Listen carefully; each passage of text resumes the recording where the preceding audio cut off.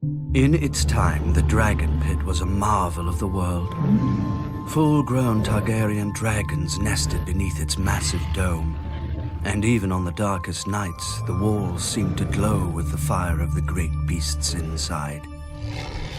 As had the site's previous occupant, the Sept of Remembrance, when Maegor the Cruel blasted it with dragon fire during morning prayers.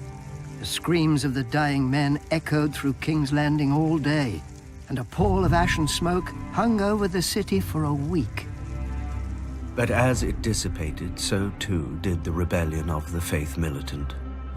The Sept of Remembrance faded from memory, and Maegor decided to replace a monument to the gods with a monument to his family, the Dragon Pit.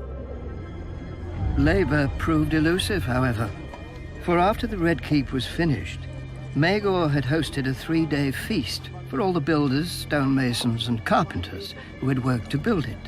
At its conclusion, he slaughtered them, so that only he would know the castle's secrets. So many men fled the construction of the Dragon Pit that Maegor was forced to employ the prisoners of the city dungeons, supplemented by skilled and ignorant builders from across the narrow sea. For more than a century, the Targaryens housed their dragons in the Dragon Pit. But dragons are not horses to be stabled or hounds to be kenneled. With each generation, the dragons became less massive, less swift, less long-lived. And less invulnerable. During the Dance of Dragons, 2 Targaryen factions killed a handful of their family's dragons while fighting each other. A frenzied mob even broke into the Dragon Pit and slaughtered the 5 dragons chained there, though the last managed to bring down the roof of the Great Dome on its assailants.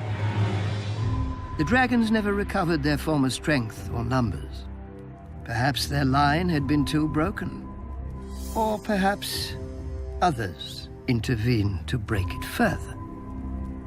But the last dragon grew no larger than a cat, and its death earned Aegon, 3rd of his name, the epithet Dragonbane. What is a dragon pit without dragons? The roof remained where it had fallen. The great bronze doors rusted and fell off their hinges. Prostitutes cavorted where fantastic creatures had once fed and slept. Then came Daenerys. Now dragons once again darken the sky, but they will never darken the dragon pit again. Daenerys has learned the folly of chaining her dragons.